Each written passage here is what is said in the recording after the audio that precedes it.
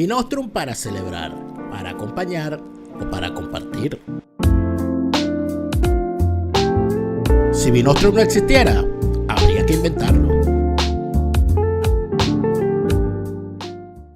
Si lo tuyo es el gaming y las consolas, te invito a visitar GamesGround, el canal en el que encontrarás todo lo mejor sobre el mundo de los videojuegos, gameplays, noticias, comentarios y más.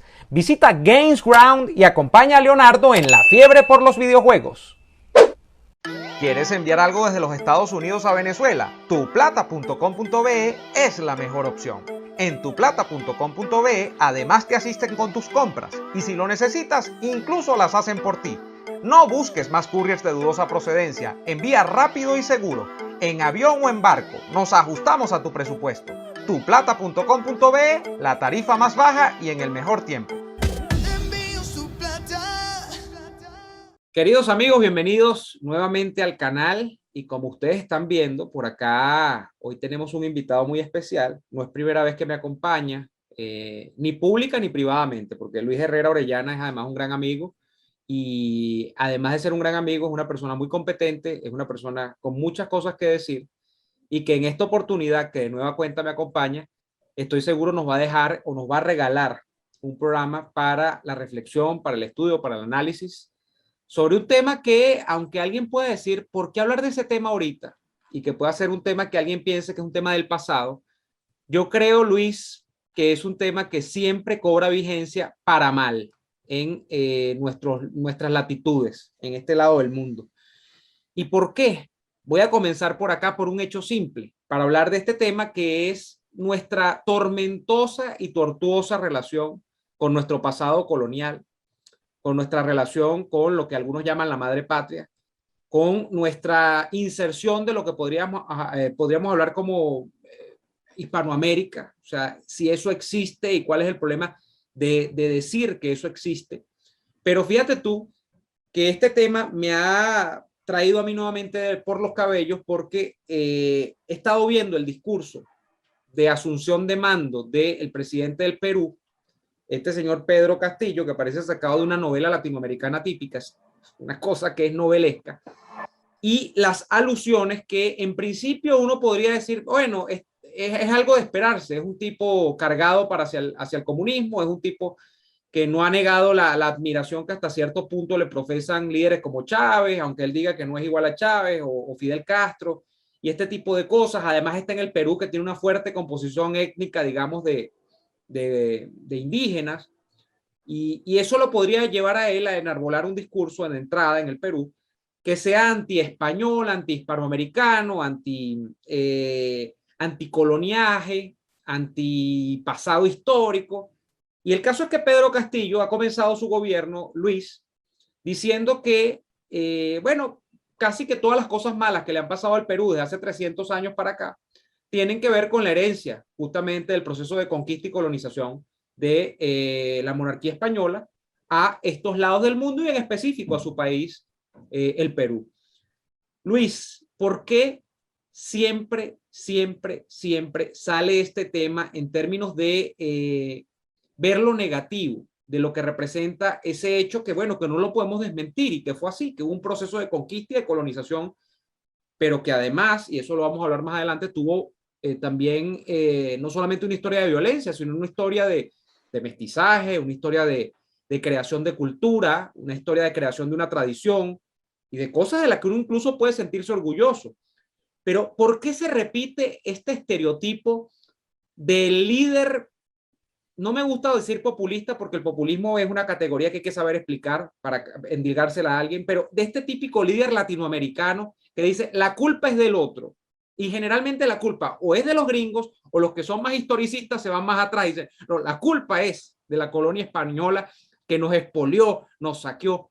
¿Por qué se repite y se repite? Luis Herrera Orellana, bienvenido. Muchas gracias, Neomar. Como siempre, un gran gusto poder compartir acá en tu canal sobre un tema además que a ambos nos interesa mucho y que, como bien destacas, nuevamente vuelve a estar en primera plana, ¿no? Yo diría porque tiene rédito político, ¿no? Porque tiene eficacia política. Ese uso recurrente por parte de ciertos liderazgos, si cabe llamarlos así, Y yo sumaría el caso del actual presidente electo del Perú, bueno, ya en funciones, el discurso, algunos discursos recientes de Manuel López Obrador en México, también Alberto Fernández ha estado haciendo referencia al periodo colonial. Si recordamos hace un poco, tanto en Estados Unidos como me parece en Colombia también, esta dinámica de destrucción de estatuas vinculadas con la hispanidad, no solamente con Colón, sino también con íconos de la religión católica. Pero además en buena parte de los países hispanoamericanos, desde México hasta Argentina, el tema indigenista, que muchas veces se camufla, ¿verdad?, como una reivindicación de derechos humanos, de reconocimiento pues, de situaciones de discriminación que son inobjetables, pero que se encubren, como decía, bajo una reivindicación indigenista de pureza, de más bien de división, ¿verdad?, de estos países actualmente, en rechazo a lo colombiano, a lo chileno, a lo guatemalteco, a lo mexicano, y entonces más bien como una atomización, ¿verdad?, de etnias nuevamente, que es lo que existía, por supuesto, antes de la llegada de los españoles, concretamente a esta parte de América. Entonces, todos estos fenómenos que uno podría simplemente decir, bueno, mira, estas son personas descarriadas o que están haciendo propaganda o que le hablan a los ignorantes. Uno podría despacharse muy fácilmente el tema, pero pienso que das en el clavo cuando dices, bueno, pero es que esto pasa cada cierto tiempo y pareciera que no cesa, ¿no? Entonces, bueno, alguna utilidad tendrá porque no lo harán por hacerlo, no lo harán por aburrimiento, ¿no? Y en efecto, como señalaba, bueno, esto tiene utilidad política porque genera cierta adhesión, pero sobre la base de ideas, interpretaciones, narrativas destructivas, negativas, que no contribuyen a que estos países mejoren, prosperen, se integren, trabajen coordinadamente, sino que por el contrario los debilita, los hace más acomplejados y, por supuesto, los va volviendo más insignificantes en el plano mundial, ¿no? Yo diría que todos estos discursos, tanto el que actualmente usa el presidente del Perú, como en estos otros casos que mencionaba, uno puede identificar rápidamente como dos visiones de ese periodo histórico de nuestros países, que es compartido por todos los países de habla española en América, que es en primer lugar la interpretación de ese proceso, digamos, normalmente llamado colonial, desde la conquista hasta las independencias. Ese es un proceso que está marcado por la llamada leyenda negra española, ¿sí? Sintetizando, eso es, digamos, un conjunto de creencias que en su momento fueron desarrolladas deliberadamente por los principados o potencias o estados rivales del Imperio Español. Estamos hablando de los siglos XVI, XVII en adelante. Bueno, porque fue una estrategia útil para comenzar a debilitar, para poder enfrentar, ya no solamente en el plano de las armas o de las guerras, sino también de la opinión pública, digamos así, internacional, lo que era ese predominio que España llegó a tener, el Imperio Español, en buena parte del mundo, ¿no?, conocido. Entonces, ese periodo llamado colonial está impregnado por esta idea de la leyenda negra de España como un imperio, digamos, opresor, expoliador, que trajo además una religión de la oscuridad, que sería el catolicismo, contraria a las luces, contraria a la modernidad, en donde además lo indígena y el tratamiento de la naturaleza fue absolutamente ruin. Bueno, eso es calcado completamente, repito, de todas esas, desde el punto de vista, digamos, de cómo se asume, cómo se describe, de todas esas narrativas que se generan en el contexto de una guerra entre potencias, entre estados, en otros siglos, que paradójicamente llegan hasta nuestro presente. Eso ya hace mucho tiempo, desde que, imagínate, España no es imperio, ni es una amenaza para los imperios en el mundo, las potencias en el mundo, debió quedar en el pasado. Luego podemos comentar por qué persiste, ¿no? Persiste. Pero eso, a los efectos de estos liderazgos tóxicos, llamémoslo así, en Hispanoamérica, funciona porque justamente oculta el origen de nuestros problemas actuales, que son otros, que no son ese proceso, ese periodo, más bien, como tú bien lo señalas, de enriquecimiento, ¿no?, de esta parte del mundo. Incluso, fíjate, el mismo término colonial es disputado y hay buenas razones para disputarlo, si más bien no debería hablarse de un periodo monárquico, virreinal, indiano, porque a nivel institucional también hubo un proceso muy interesante de enriquecimiento institucional. Se podría decir que los españoles siguieron de alguna manera la técnica romana de no llegar a imponer lo que ellos aplicaban en la península en ese momento, sino que más bien a partir de lo que vieron aquí fueron adaptando instituciones ajustadas a lo que era la dinámica de los territorios americanos, de manera que se generara más bien estabilidad, se generara concordia dentro de lo posible entre estos territorios y las autoridades peninsulares, no guerrilla. Podría decirse, discúlpame la interrupción, siguiendo eso que tú estás diciendo, podría decirse que el proceso de conquista de la monarquía española a estos territorios de América es más benevolente o es más potable incluso que el proceso que encabezó la corona británica al norte de América, es más potable que el proceso de conquista que hizo, por ejemplo, Francia a territorios del África. O sea, podemos ver, si hacemos comparativamente, porque se ensalza mucho, por ejemplo, la herencia o el proceso de los británicos en el norte de América. Pero hay gente que no se detienen que ese fue un proceso, creo que más violento que el proceso del sur de América con la corona española, y es un proceso de más imposición, de hecho, de más aniquilación de las tribus originarias o de los pueblos indígenas, al punto de que algunos desaparecieron completamente en determinadas categorías. Y el proceso también puede calibrarse, digamos, desde el punto de vista de lo que dejó. Se ha dejado una herencia más larga, una herencia, digamos, más rica, como la que parece no haber dejado el proceso de conquista y colonización en África de la corona en algún momento francesa o de este tipo de ocupaciones, ¿no? Estamos frente a un proceso de conquista, Luis, que incluso es positivo frente, o sea, no, estamos hablando de distancias históricas importantes, pero que si tú lo valoras frente al británico y al francés, se puede ver hasta atractivo, o sea, que se puede ver que tiene cosas buenas. En efecto, fíjate, teniendo muy presente algo, evitando, mejor dicho, un vicio que los historiadores siempre advierten, que es el llamado presentismo, es decir, pretender evaluar hechos del pasado desde la sensibilidad, desde la moralidad, o los puntos de vista del presente, uno tendría que decir objetivamente que toda conquista en la historia de la humanidad, desde la antigüedad hasta los tiempos, digamos, más recientes, siempre es un proceso cruento, un proceso en donde hay abuso, donde hay violencia, en donde hay una cantidad de cosas negativas. De hecho, justamente parte de lo que de alguna manera, después de la Segunda Guerra Mundial al menos, se ha tratado de mantener en el mundo es evitar las conquistas, que en lugar de que crucen los ejércitos a la frontera, sea más bien el comercio, los intercambios libres, etc. Es decir, hoy en día tenemos esa conciencia que en otras épocas no, y por lo tanto hay que entender, ¿verdad?, los procesos como tú bien señalas desde esa época. Ahora, ¿por qué lo que señalas respecto de lo que haya podido ser el proceso de conquista liderado por el Imperio Británico o por Francia o por otras, digamos, culturas o tradiciones europeas en distintos continentes es distinta, o podría afirmarse que la española es distinta a esas? Por una razón muy básica, por la visión evangélica que guiaba, no siempre a gusto de los conquistadores, esa empresa, digamos, de la corona española, del Imperio Español, bueno, en ese momento corona, en América. Es decir, la visión católica impuso que ese proceso de expansión, de ocupación y de, obviamente, anexión, fíjate que no sería subordinación, sino más bien anexión al territorio peninsular de la corona española, de estos territorios, estuviera guiado por la evangelización de los habitantes, con lo cual pasaron a ser considerados más pronto que tarde como personas, es decir, con alma, por tanto con derechos.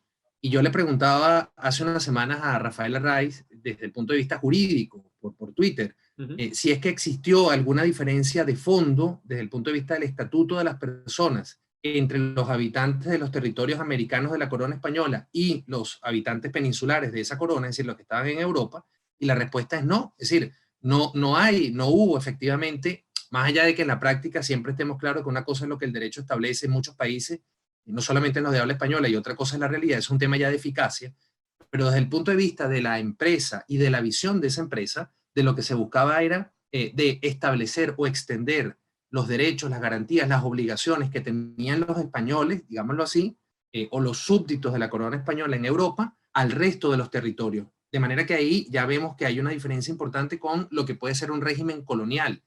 En el régimen colonial, el que está sometido a esa estructura no tiene los mismos derechos de quienes están en la metrópoli, básicamente porque están, ¿verdad?, subordinados bajo un régimen más bien de explotación, allí sí de expolio, a quienes sí tendrían esa titularidad de derecho. Entonces, esa es la lectura, es decir, esto no se toma en cuenta, sino que se dice, no, fue una empresa de expolio.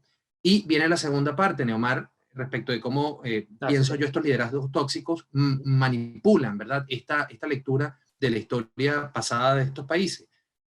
La visión de la leyenda negra, y por supuesto, entonces las independencias son el gran proyecto o el gran momento de emancipación de esa opresión. Por lo tanto, nuestros países, digamos, tienen que sentirse no solo muy orgullosos de la independencia, sino que de ahí en adelante es que tenemos que vanagloriarnos, sentirnos, digamos, de alguna manera presentes o representados, porque lo de antes es lo contrario a nosotros. Y eso es muy grave, porque también las independencias, o sea, al margen de que era inevitable, si era inevitable que se dieran en ese momento histórico y de la forma que se fueron, son hechos simplemente, las independencias implicaron para estos países graves trastornos desde el punto de vista económico, desde el punto de vista demográfico, desde el punto de vista institucional, político, ¿verdad? Es decir, fueron un cataclismo, porque fueron 3 siglos en donde más o menos se desarrollaron instituciones, prácticas, actividades económicas, mestizaje, que luego de pronto, digamos, se estallan, y lamentablemente la historia de nuestros países, además, quizás en Venezuela no tanto, pero en otras partes, por ejemplo, el caso de Chile, el caso de Perú, el caso de Paraguay y el caso de Bolivia, hasta en guerras estuvieron internamente, ni hablar en Centroamérica. Es decir, no fue ni siquiera una convivencia pacífica, luego que durante tanto tiempo fueron parte de un mismo territorio que además tenía un alcance mundial. Entonces, estamos atados a ese discurso de que la independencia nos liberó de un periodo opresivo, y la verdad es que eso no necesariamente se corresponde con los hechos, porque luego de las independencias, por ejemplo, un área en donde uno puede explorar esto muy, muy claramente, es justamente el respeto o el estatuto de los hoy llamados pueblos originarios, es decir, de las comunidades indígenas de nuestros países. Bueno, en el periodo indiano, virreinal, monárquico, se llegó a unos estándares de acuerdo y de convivencia con estas comunidades sin forzarlos a nada, cosa que no estuvo presente, por ejemplo, en la conquista anglosajona, o en otras, digamos, que se desarrollaron en otros continentes como África, que desapareció con las independencias. Es decir, más bien el proceso de subordinación, de discriminación, se agrava claramente en los periodos republicanos ya de estos países. Y eso, en gran medida, es porque se produce un rechazo y una condena categórica. En el caso de Venezuela podemos tener el decreto de guerra-muerte como un símbolo, digamos, de esa posición. Todo lo que sea español, digamos, ya ahí como sacándonos de esa tradición cultural, es negativo. Y yo creo que ahí es donde está la clave para cerrar este punto. Primero, entender que estas narrativas, estos discursos de estos liderazgos del mal, en el sentido de que generan caos, que generan división, que generan odio, no son irrelevantes. Tienen un impacto en la mentalidad, en las visiones políticas de los ciudadanos de los países hispanoamericanos. De manera que son relevantes prestarle atención, nos perjudican. Y en segundo lugar, que ellas parten de identificar lo hispánico con una nacionalidad que es la española y con una religión a veces que es la católica. Y ahí hay un grave error, porque la hispanidad es mucho más que una nacionalidad, son una pluralidad hoy día de nacionalidades, probablemente 20, 21, y además no está atada a una fe como lo pudo haber estado en otra época, sino que esa fe es fuente de una serie de valores, de principios, de preceptos morales, bueno, que seamos o no creyentes, están presentes en nuestra sensibilidad, en nuestra manera, digamos, de entender el mundo, quizás a diferencia de otras culturas. Y por lo tanto, ir contra lo hispánico, nos guste o no, es ir contra nosotros mismos. Yo diría que eso es lo que debemos estar presentes cuando escuchamos esos discursos, y por supuesto, cuál es el impacto que puedan generar. Bueno, hundirnos aún más en ese autodesprecio, ¿no?, que hemos cultivado. Eso de ir contra lo hispánico es ir contra nosotros mismos. Me recuerda un poco una frase, entre tantas, del libro de Briceño Guerrero, que hablaba de, él se empeña en el laberinto de los 3 minotauros, en decir que América, per se, no existe. O sea, que América o esta América del Sur, que es la América, digamos, hispánica, es una América que viene a ser más bien una segunda Europa. Entonces él decía, no existe América sola. América es la expresión de la segunda Europa en este lado del mundo. Eso lo decía Briceño Guerrero. Ahora, hay un tema interesante, Luis, que es, volviendo a las comparaciones entre el norte de América y el sur de América, al hecho del trauma. Yo creo que el problema es que nuestro momento de ruptura es traumático. O sea, nuestra relación de ruptura con el pasado, que es el periodo donde España todavía tenía presencia en Venezuela en términos de la autoridad política, económica y cultural, es que si tú valoras esto respecto de lo que ocurrió en los Estados Unidos, O sea, la gran pregunta que debe surgir en medio de todo aquello es, ¿por qué en Estados Unidos la población no reniega del pasado donde la corona británica, bueno, llegó, mató más que la corona española en este lado del mundo, persiguió más, fue más impositiva, pero a los norteamericanos parece que eso no les hace ni coquito, como decimos nosotros en criollo, y es que el proceso de independencia de ellos también es distinto a este proceso tan violento que vivimos nosotros en el sur de América, específicamente en Venezuela, en el Ecuador, en Perú, o sea, procesos sumamente cargados de traumas. ¿Es acaso el proceso de independencia y la naturaleza del mismo lo que hace que ese trauma haya permanecido por generaciones, Luis, para que nosotros neguemos y reneguemos? Porque lo que estamos aquí de frente con el discurso de Castillo y todo esto es de renegar, de no hacer las paces con nuestro pasado. O sea, nosotros no hemos hecho las paces con el pasado. Entonces queremos borrarlo. No, el pasado existió. Tú no lo puedes borrar. Tienes que armonizar con él. Y no has querido, pues. Ese es el problema. Correcto. Yo diría que hay que irse un paso antes de las independencias, ¿no, Omar? Y recordar o explorar qué era lo que ocurría en el mundo hispánico en los siglos XVII, XVIII, ¿no? Bueno, ya sí, XVII y XVIII principalmente, que ya en el XIX es que se desencadena todo este proceso de ruptura, ¿no? De fragmentación territorial de lo que fue ese imperio o esa monarquía española. Y es el proceso de acomplejamiento, de duda, de derrumbe de la convicción dentro de ese mundo hispánico, de la fortaleza de sus valores, de sus instituciones, digamos, de la justicia de sus ejecuciones en los distintos ámbitos donde actuaba, es decir, en el ámbito militar, en el ámbito de su desarrollo, digamos, en los territorios de ultramar, es decir, americanos, en la convicción de su propia fe. Es decir, todo lo que es el aspecto cultural del mundo hispánico comienza en un momento por causas internas, debo enfatizar en ello, es decir, no porque haya algún agente maligno en Inglaterra de esa época o en los Países Bajos, qué sé yo, sino por justamente procesos de corrupción, de autoritarismo, probablemente se embriagaron de poder en algún punto, en fin. Es decir, por una serie de procesos internos, el Imperio Español comienza a debilitarse internamente. Luego allí, a nivel de familias, de estas sucesiones monárquicas que van ocupando, digamos, lo que es el mando de ese momento histórico, bueno, aquí hay que tener presente que de una dinastía que son los Austrias, más bien de ascendencia alemana, y con una visión, digamos, orientada hacia esa cultura de algún modo, de cómo conducir el poder político, bueno, se pasa a una monarquía como la borbónica, digamos, a una familia como la borbónica, más bien orientada hacia el mundo francés, evidentemente, es decir, o sea, una visión política del mundo a los franceses. Y resulta que dentro de esos grandes adversarios que tenía el mundo hispánico, bueno, si bien de alguna manera también allí lo que podía ser en la cultura germánica estaba, las más fuertes eran de un lado la inglesa y de otro, o la británica, y de otro lado la francesa. Resulta que por azares, digamos, de la evolución política, del desarrollo de los hechos, resulta que llega a unos franceses la conducción del Imperio Español, de la monarquía española, y se produce algo que varios investigadores, historiadores recientemente han rescatado de nuevo y han vuelto a poner en el debate en España, fundamentalmente, que es el afrancesamiento del mundo hispánico. Es decir, se produce un complejo de lo español, dado su vinculación con lo medieval, con lo católico, en fin, es atrasado, y lo que realmente está dando la hora, desde el punto de vista de los avances, de la innovación, es el modernismo francés, es decir, esa ilustración que ya se venía desarrollando en esa parte de Europa, y por lo tanto, mira, nosotros no podemos seguir siendo lo que hemos venido siendo porque es una vergüenza, tenemos que más bien avanzar hacia esa luz, ¿verdad? Hacia ese iluminismo. Y eso pasa a estos países, es decir, ese complejo, incluso antes de las independencias, pasa.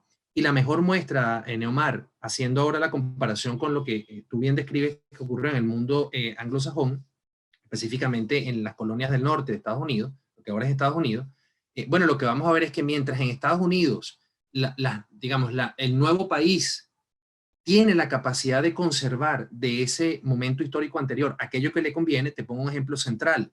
Allí se discutió si el sistema jurídico británico se mantenía o no, el llamado common law, el derecho común, derecho consuetudinario.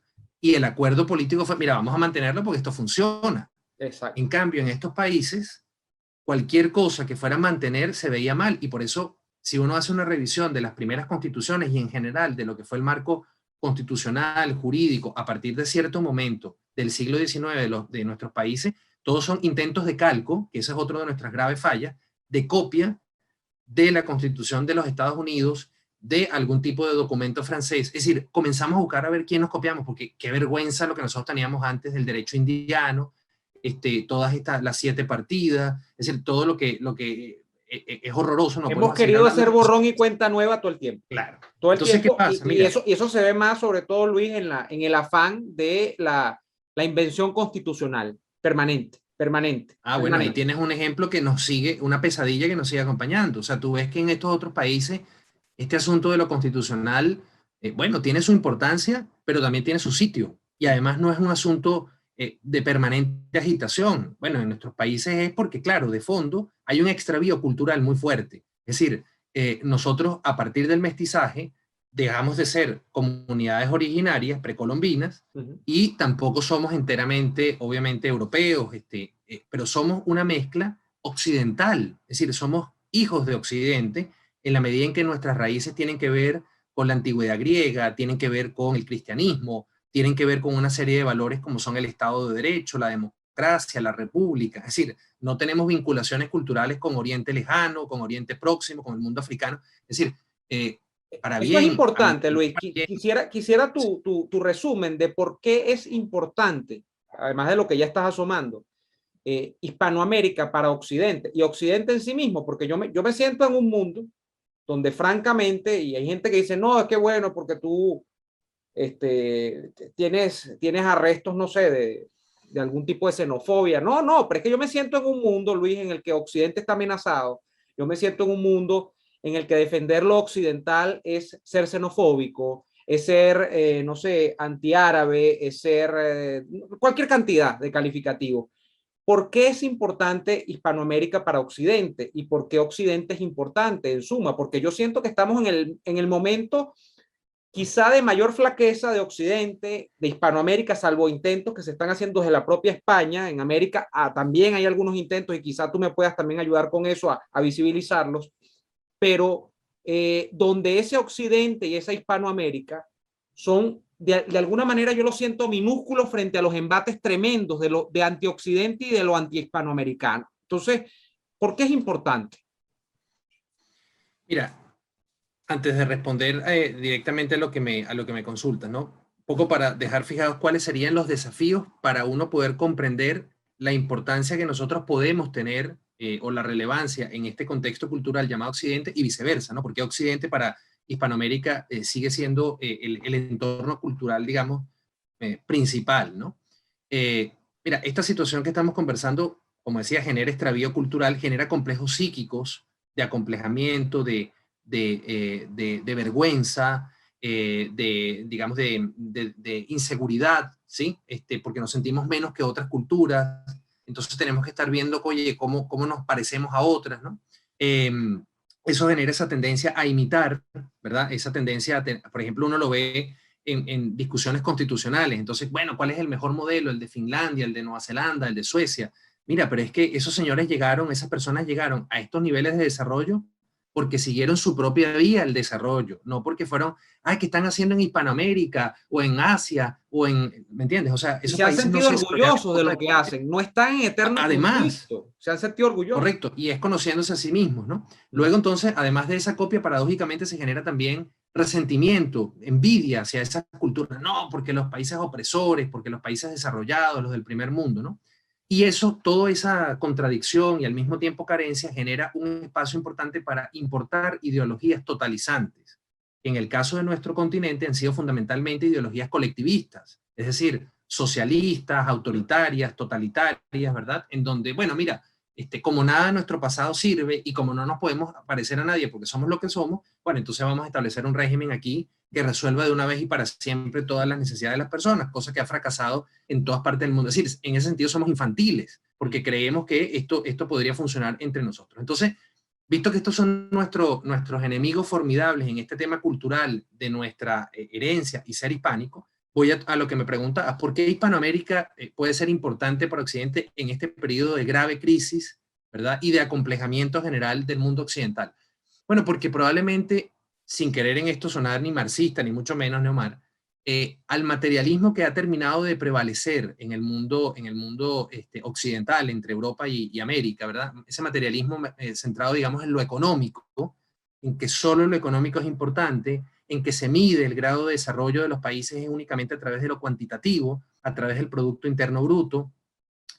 Yo diría que el mundo hispánico tiene una cantidad de contenidos culturales, espirituales, artísticos, espirituales en el sentido de la alegría, de la informalidad muchas veces, de la imaginación, ¿ah? Que viene justamente de esa, no solamente de esa raíz propiamente hispánica española, sino también del del pluralismo, mensaje, Luis Alfonso, porque la para mí el diversidad, pluralismo, o sea, exactamente, está defendido como nada en estas sociedades. Somos exactamente, quizás las que, eso no es una obra acabada, la obra de la aceptación del otro. En el mundo no lo exacto, es, pero donde más exacto, ha avanzado esa aceptación del otro es en estos países. Entonces, yo creo que ahí hay una exactamente. materia también. Sí, Importante. En cambio, y si uno ve, digamos, a otras culturas occidentales, esto es más difícil porque son más homogéneas, así. porque están más centradas, vuelvo, insisto, en el asunto de la generación de riqueza, pero en un sentido material, no necesariamente en un sentido amplio. En fin, entonces yo creo que allí hay varios elementos que nosotros lamentablemente no valoramos suficientemente, geográficos, gastronómicos, literarios, en fin, que generan, como tú bien señalas, una sensibilidad particular dentro del mundo occidental. Ahora, Occidente también es importante para nosotros porque sigue siendo la referencia de cómo edificar instituciones, por ejemplo, en el ámbito político, que generen estabilidad, que limiten el poder, que eviten la arbitrariedad, la injusticia. Por otro lado, desde el punto de vista económico, indudablemente las economías que se basan en la competencia, en el mercado, en la propiedad privada, es decir, en donde el Estado no se traga, digamos, a la economía, no la subordina, bueno, esos son ejemplos, digamos, fundamentales.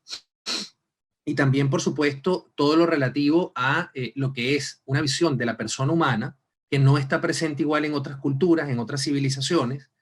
Ya ahí lo que corresponde es un diálogo en la medida en que cada quien, bueno, digamos, respete el ámbito de existencia de la otra, ¿sí? Pero lo que nos toca a nosotros defender es algo que, por ejemplo, está siendo amenazado, como tú señalabas en tu pregunta, por todas estas ideologías identitarias. El profesor Ivo Hernández en estos días en una entrevista lo explicaba muy bien, de cómo se tragan al individuo, ¿sí? Y nosotros en Hispanoamérica estamos corriendo ese riesgo. Es decir, como en Venezuela se dice, en buen criollo, ni tan calvo ni con dos pelucas. Es decir, el individuo por sí solo no es suficiente para desarrollar una comunidad próspera, pero si las comunidades no entienden que deben fortalecer las capacidades individuales de sus integrantes y deben respetar su libertad, tampoco pueden prosperar. Entonces ahí tiene que haber una armonía que me parece a mí justamente se pueden retroalimentar Occidente e Hispanoamérica, pero ahora nos vemos primero como algo fuera de ello, o por lo menos estos liderazgos intentan, estas narrativas intentan ponernos como algo fuera, lo cual, Neomar, nos convierte, bueno, no en el patio trasero sino, no sé, digamos, es algo absolutamente claro. Somos instrumentos al final, laboratorios, es decir, espacios en donde pueden, por la debilidad geopolítica que eso significa, que eso reporta, pero por otro lado, internamente, o sea, pensemos en las generaciones actuales, ¿cuáles son sus referentes? Tener que imitar a otros países, tener que decir, yo me tengo que afiliar a algún tipo de colectivo para poder ser respetado, para poder ser considerado. Es decir, todo eso es lo que está en juego. Y yo lo que pienso es que estamos dejando, además de valorar, volviendo a Hispanoamérica, una serie de bienes culturales, llamémoslo así, en sentido amplio, que ese periodo de los 3 siglos que yo pienso hay que comenzar a cuestionar si efectivamente fueron coloniales o no, insisto, por lo que tú bien señalabas, en la comparación con otros procesos de conquista, pero al margen de ese debate, bueno, ¿qué nos dejó? La diversidad social, la lengua común, estos valores compartidos que hay que dejar de ser necios con el tema del cristianismo. Es decir, practicar o comulgar con los valores cristianos no significa necesariamente que tú tengas que practicar una fe en particular, el catolicismo, el anglicanismo o el luteranismo. Es decir, lo que significa es tener, digamos, como un acuerdo en torno al respeto a la persona humana, en torno al respeto a la libertad, en torno a la condena de ciertos crímenes y de ciertas injusticias. Es decir, esos son valores que provienen de esa tradición en conjunción, como decía, con el mundo griego o romano, y que renegar de ellos es más bien apostar a lo peor que ha generado la humanidad en otros órdenes políticos. Entonces, eso no tiene ningún sentido estar reñidos con el cristianismo. Y ahí no hay ninguna imposibilidad de diálogo con otras culturas o con otras, ¿verdad? referencias religiosas, ¿no? Así es. Luis. Y yo añadiría, si me permite, Sí, un sí. puntito más. En lo institucional, porque no puedo terminar de hablar sin algo del derecho. Mira, Claro. Omar, es muy impresionante cómo cuando uno se mete con estos temas hispánicos, vuelves a lo que fueron tus estudios de pregrado en Derecho y te das cuenta que cuando estudias cualquiera de las áreas del derecho, constitucional, administrativo, civil, penal, a ti te empiezan hablando, inevitable en cualquier curso, por la historia de esa área del derecho. Y esa historia arranca en Francia, esa historia arranca en los Estados Unidos, esa historia en otros casos arranca en Alemania, pero nunca arranca ni en el periodo colonial, indiano, virreinal, ni mucho menos en el periodo de la monarquía española.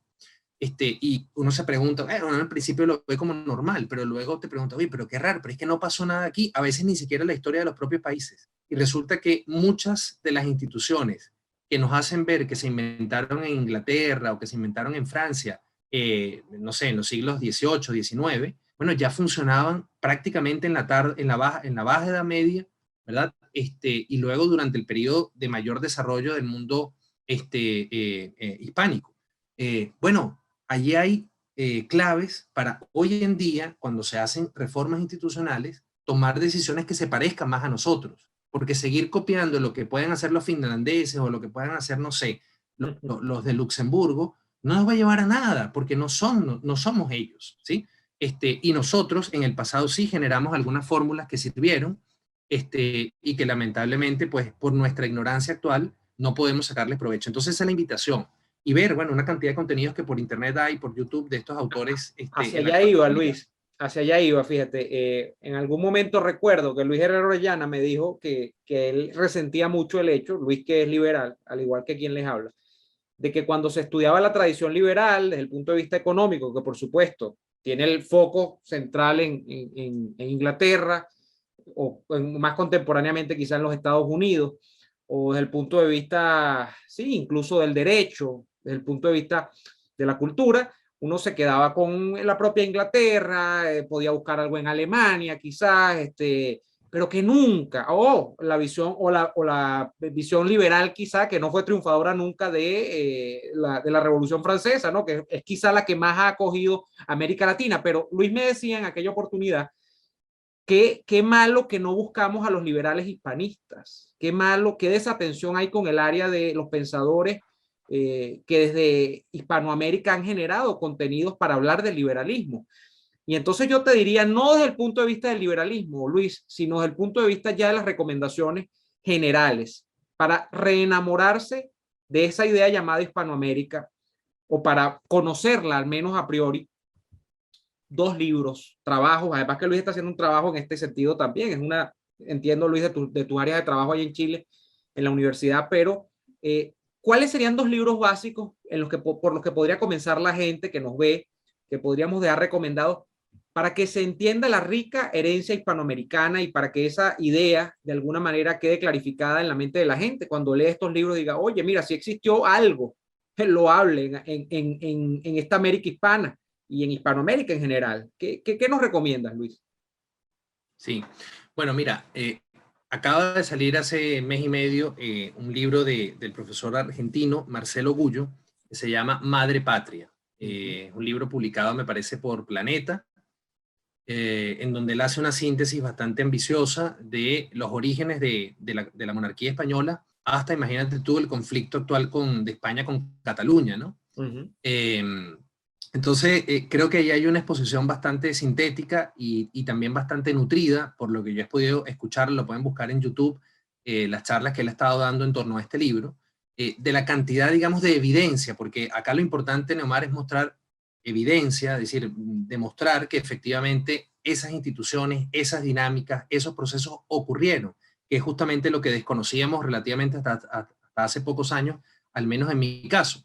Yo diría que un primer libro es ese del profesor Marcelo Gullo, Madre Patria, y otro libro que yo recomendaría también es el de la profesora María Elvira Roca Barea, ambos en este caso española, que se llama Fracasología. Yo diría que este libro, creo que también publicado por Planeta, no, mentira, lo tengo por acá, por la editorial Espasa, Fracasología es un texto que ayuda a comprender ese proceso que estaba en una de tus preguntas, de por qué ese desprecio desde lo interno hacia la hispanidad, ¿sí? Ese proceso de afrancesamiento.